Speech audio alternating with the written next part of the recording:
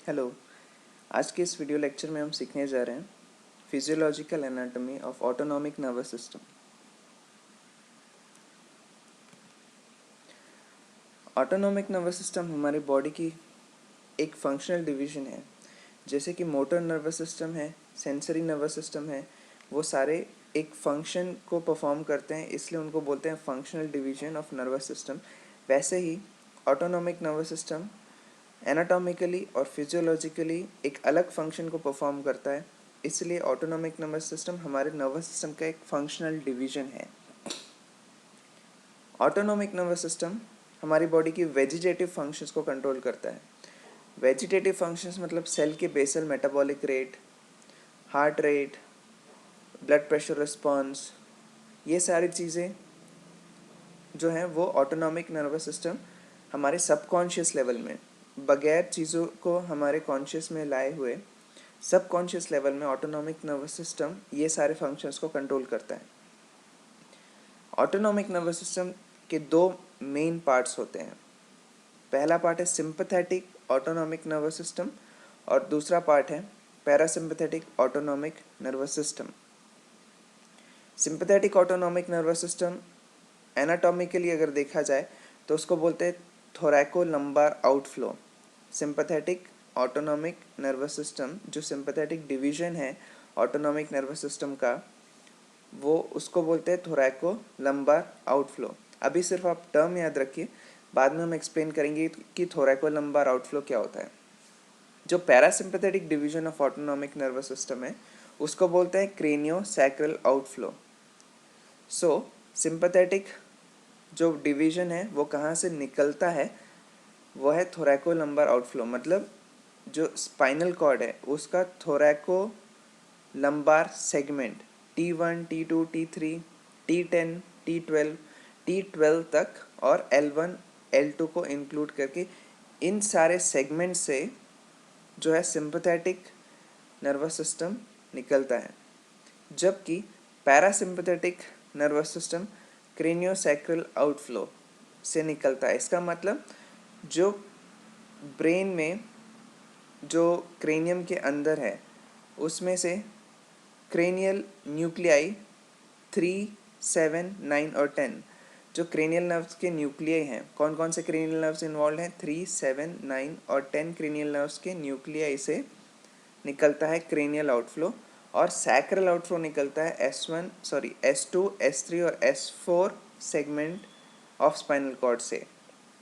मतलब parasympathetic division कहाँ से निकलता है, क्रेनियल नर्व न्यूक्लियाई से बनता है और सैक्रल सेगमेंट से बनता है। सैक्रल सेगमेंट कौन कौन से, S2, S3, S4। Cranial nuclei कौन कौन से, cranial nuclei number 3, number 7, number 9 और नंबर 10 से मिल करके पैरासिम्पैथेटिक डिवीजन बनता है।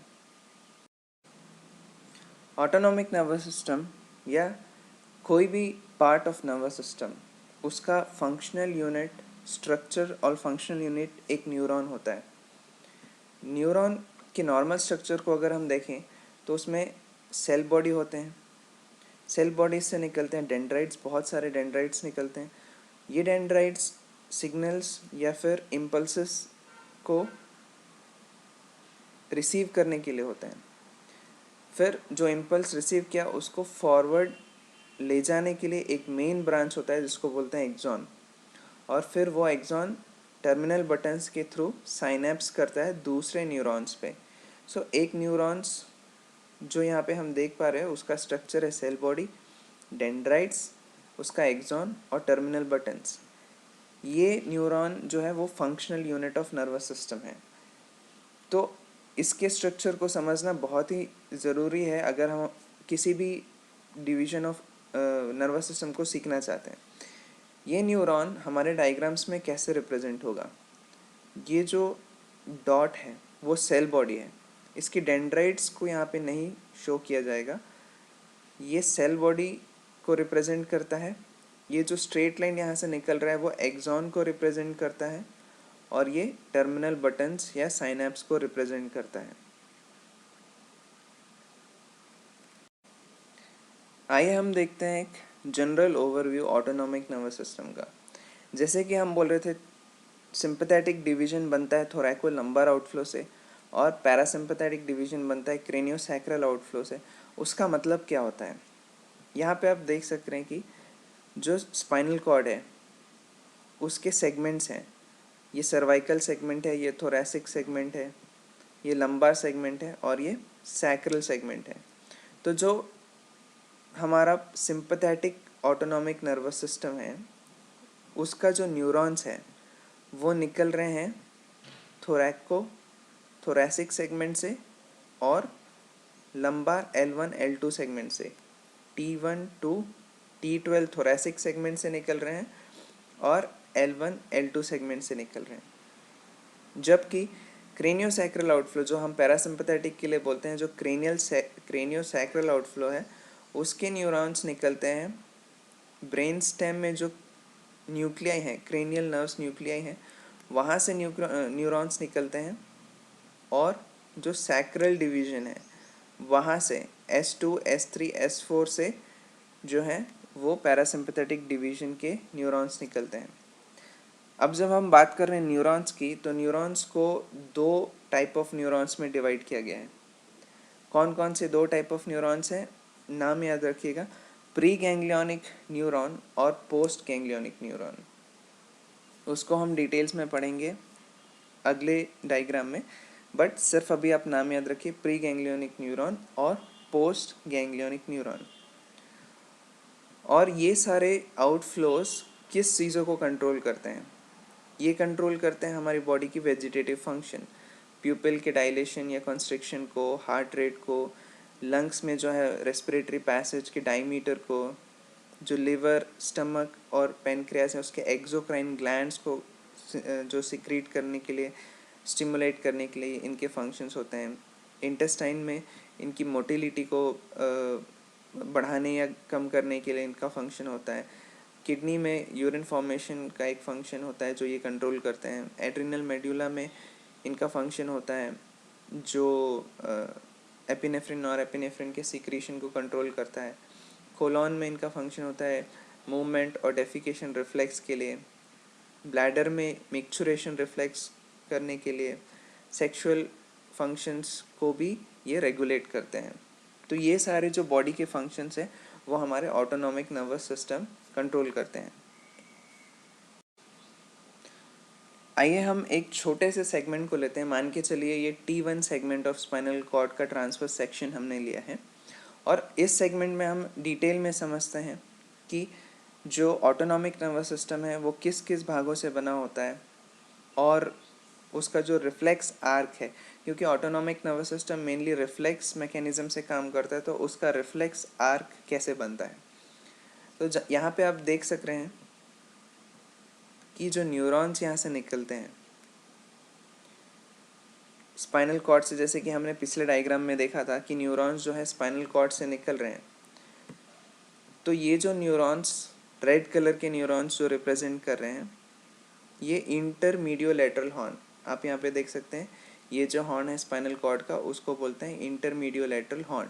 इंटरमीडियोलैटरल हॉर्न से निकल रहे हैं हमारे न्यूरॉन्स और ये न्यूरॉन्स जाते हैं गैंग्लियंस की तरफ और साइनेप्स करते हैं गैंग्लियंस में, इसलिए इनको बोलते हैं प्री गैंग्लियोनिक न्यूरॉन्स।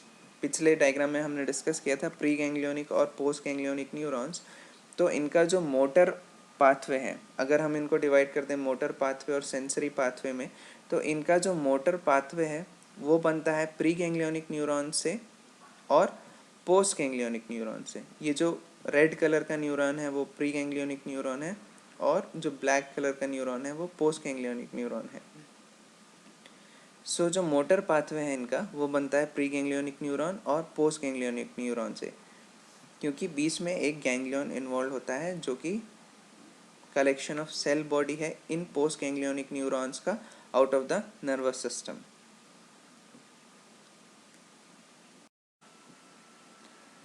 अगर हम पाथवे देखें प्री गैंग्लियोनिक न्यूरॉन का, तो pre ganglionic neuron spinal cord से निकलते हैं एंटीरियर हॉर्न से। एंटीरियर हॉर्न से निकल करके ये स्पाइनल नर्व्स में जाते हैं और इस स्पाइनल नर्व्स में जा कर के ये सिंपैथेटिक ट्रंक में मिलते हैं। ये जो हमने सिंपैथेटिक ट्रंक है या सिंपैथेटिक चेन बोलते हैं, ये एक चेन ऑफ गैंग्लियन है सिंपैथेटिक नर्वस सिस्टम का। ये सिंपैथेटिक ट्रंक है, chain of neuron ganglions, chain of ganglions, sympathetic chain, sympathetic system का चेन ऑफ गैंग्लियंस है। हम अगले डायग्राम में डिटेल में देखेंगे कि ये चेन ऑफ गैंग्लियंस क्या है। ये जो न्यूरॉन्स निकले एंटीरियर हॉर्न से, वो जाते हैं सिंपैथेटिक ट्रंक में। इस सिंपैथेटिक ट्रंक में जाने के बाद इन न्यूरॉन्स की कोर्सेस में 3 पॉसिबल कोर्स हो सकते हैं। सबसे पहला पॉसिबिलिटी क्या है कि यहाँ पे जो पोस्ट गैंग्लियोनिक न्यूरॉन्स है, ये इनसे साइनेप्स करके फिर वो post ganglionic neurons grey ramus के थ्रू ये बाहर जा कर के स्पाइनल नर्व्स बन जाएंगे। जो पोस्ट गैंग्लियोनिक न्यूरॉन्स हैं वो ग्रेन रैमस के थ्रू निकल करके स्पाइनल नर्व्स में जा कर के अपने जो इफेक्टर ऑर्गन है उसको सप्लाई कर सकते हैं। ये हो गया पहली पॉसिबिलिटीज़ कि ये न्यूरॉन्स आए और एंटीरियर हॉर्न के थ्रू आए, वाइट रैमस के थ्रू सिंपैथेटिक चेन में गए और फिर साइनेप्स कर लिया यहाँ पर ही, और पोस्ट गैंग्लियोनिक न्यूरॉन्स जो है वो ग्रे रैमस से निकल करके स्पाइनल नर्व्स में चले गए और अपने एंड ऑर्गन को सप्लाई कर दिया। दूसरी पॉसिबिलिटी क्या हो सकती है कि अगर इसने यहाँ पे साइनेप्स नहीं किया तो ये सिंपैथेटिक ट्रंक या सिंपैथेटिक चेन में ही ऊपर या नीचे जा कर के किसी एक गैंग्लियन में साइनेप्स करेगा। या तो ये ऊपर ट्रैवल करता है या नीचे ट्रैवल करता है और उस लेवल पे ना होकर के दूसरे लेवल के गैंग्लियन में जा कर के साइनेप्स करता है। यहाँ से साइनेप्स करके वही कोर्स होगा ग्रे रैमस के थ्रू स्पाइनल नर्व में चला जाएगा अपने इफेक्टर ऑर्गन को सप्लाई करने के लिए। तीसरी पॉसिबिलिटी क्या हो सकती है, अगर ये सिंपैथेटिक चेन में साइनेप्स नहीं कर रहा है तो ये स्प्लैंक्निक नर्व के थ्रू बाहर निकल के ये पेरिफेरल गैंग्लियन में साइनेप्स करता है। पेरिफेरल गैंग्लियन में साइनेप्स करके ये पेरिफेरल गैंग्लियन जो है वो सिंपैथेटिक चेन में ना हो करके सिंपैथेटिक चेन से बाहर है, इसलिए उसको बोलते हैं प्री वर्टिब्रल गैंग्लियन या पेरिफेरल गैंग्लियन या फिर कोलैटरल गैंग्लियन। सो ये जो कोलैटरल गैंग्लियन में तीसरी पॉसिबिलिटी है कि ये यहाँ पे आकर के साइनेप्स करे और फिर इससे पोस्ट गैंग्लियोनिक न्यूरॉन्स जो हैं वो इफेक्टर ऑर्गन में सप्लाई करेंगे। सो ये 3 पॉसिबिलिटीज़ है motor part of autonomic nervous system की कि ये यहाँ पे 3 पॉसिबल कोर्सेज को फॉलो कर सकता है। फिर वहाँ से निकलते हैं पोस्ट गैंग्लियोनिक न्यूरॉन्स जो इफेक्टर ऑर्गन को सप्लाई करते हैं। अब देखते हैं सेंसरी पार्ट। तो सेंसरी पार्ट जो है, जैसे मोटर पार्ट दो न्यूरॉन से बनता है, प्री गैंग्लियोनिक और post ganglionic neuron. Sensory part जो है वो एक ही न्यूरॉन से बनता है। उस न्यूरॉन का सेल बॉडी कहाँ पे होता है, डॉर्सल रूट गैंग्लियन में। ये सूडो बाइपोलर न्यूरॉन है।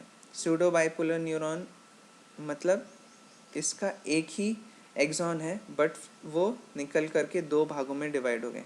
एक भाग जा करके सेंसरी एंडिंग बनाता है एंड ऑर्गन में, यहाँ से ये जो है सेंसेशन ले करके जाएगा डॉर्सल रूट गैंग्लियन में और यहाँ से वो ट्रांसफ़र कर देता है स्पाइनल कॉर्ड में।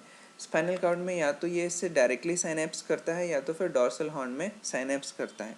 सो ये हो गया हमारा efferent part of autonomic nervous system. जैसे कि आप देख रहे हैं कि रिफ्लेक्स आर्क के थ्रू ये काम करेगा, तो उसका मतलब क्या हुआ, जैसे कि यहाँ पे एग्जांपल दिया हुआ है गट का, इंटेस्टाइन का। तो अगर इंटेस्टाइन में बोवल फिल हो गया है तो ये स्ट्रेच होगा। वो stretch sensation sensory part of neuron लेकर के जाएगा और सिग्नल देगा मोटर पार्ट को। मोटर पार्ट यहाँ से इसको स्टिमुलेट करेगा मूवमेंट करने के लिए।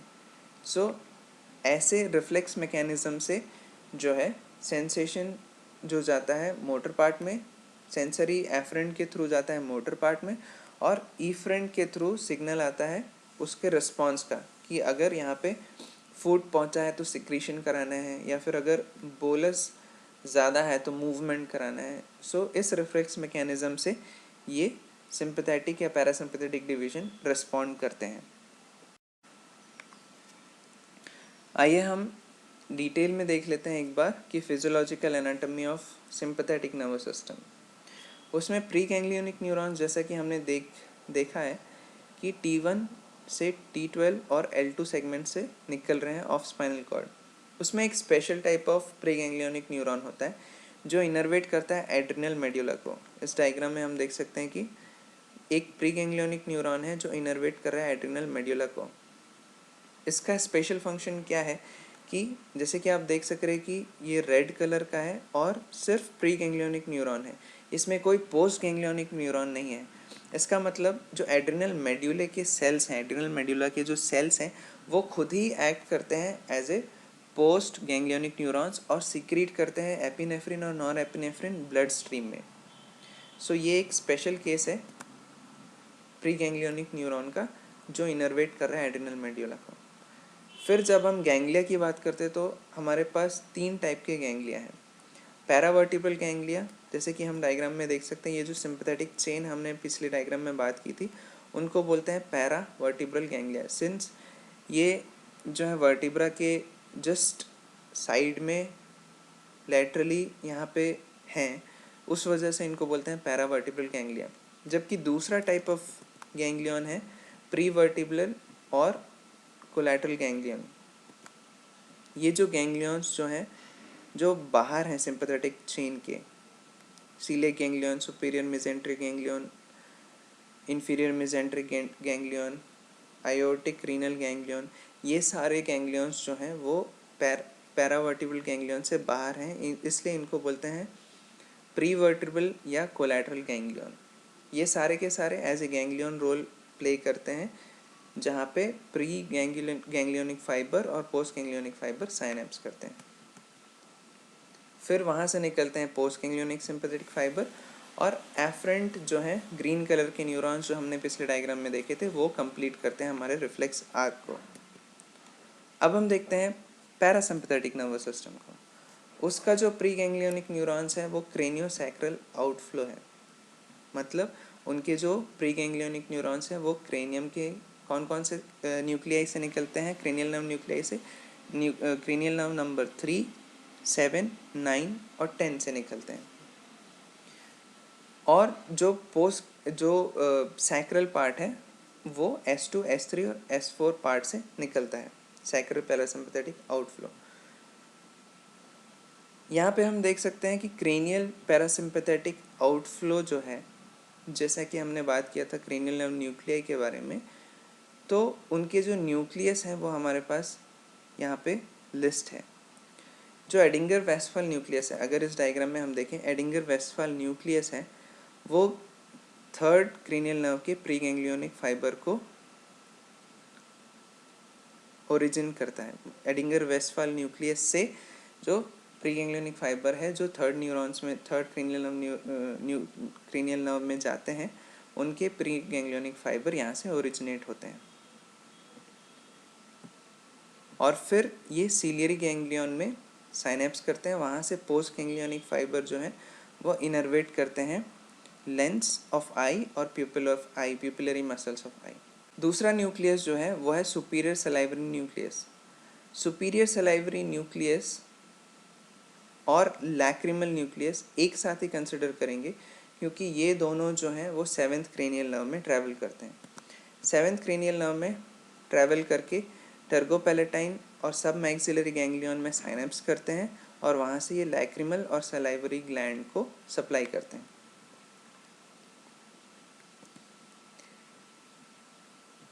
तीसरा जो है वो है इंफीरियर सलाइवरी न्यूक्लियस। यहाँ से जो प्री गैंग्लियोनिक फाइबर ओरिजिनेट होते हैं वो 9th cranial nerve, glossopharyngeal nerve में ट्रैवल करके ओटिक गैंग्लियन में साइनेप्स करते हैं और यहाँ से पैरोटिड ग्लैंड को सप्लाई करते हैं। और फिर जो लास्ट है वो है dorsal vagus nucleus. Dorsal vagus nucleus से निकल करके ये काफ़ी सारे पेरिफेरल गैंग्लियंस में साइनेप्स करते हैं और साइनेप्स करके ये काफ़ी सारे एंड ऑर्गन्स को सप्लाई करते हैं। जैसा कि आप देख सक रहे हैं कि वेगस नर्व जो है वो upper part of the body को सप्लाई करता है, जैसे कि lungs, heart, stomach, pancreas, small intestine और even 2/3 of transverse colon, up to the 2/3 of transverse colon of large intestine. जबकि जो सैक्रल आउटफ्लो है S2, S3 और S4 वो lower part of intestine, large intestine, rectum को supply करता है, urinary bladder को सप्लाई करता है और सेक्सुअल ऑर्गन्स को सप्लाई करता है। So cranial outflow upper part of the body को सप्लाई करते हैं पैरासिम्पथेटिक सिस्टम, और जो सैक्रल आउटफ्लो है वो lower part of the body को सप्लाई करता है पैरासिम्पथेटिक सप्लाई।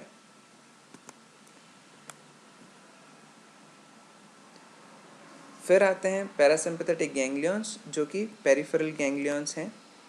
पैरासिम्पथेटिक गैंग्लियंस जो कि एंड ऑर्गन के पास रहते हैं, जबकि सिंपथेटिक गैंग्लियंस जो हैं स्पाइनल कॉर्ड के पास रहते हैं।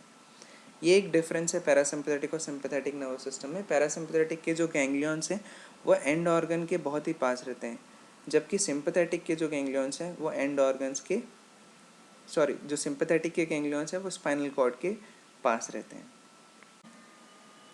जैसे कि हमने सिंपथेटिक ब्रांच में देखा था, वैसे ही पैरासिम्पथेटिक में भी एफरेंट फाइबर्स एंड ऑर्गन से निकल के डॉर्सल कॉलम को सप्लाई करते हैं और वहाँ से जो है सेंसेशन पास होता है motor aspect of parasympathetic efferent fibres. So जो सर्किट है, जो रिफ्लेक्स आर्क है, वो इस तरह से कंप्लीट होता है और जो हमारा ऑटोनॉमिक नर्वस सिस्टम है वो रिफ्लेक्सली काम करता है।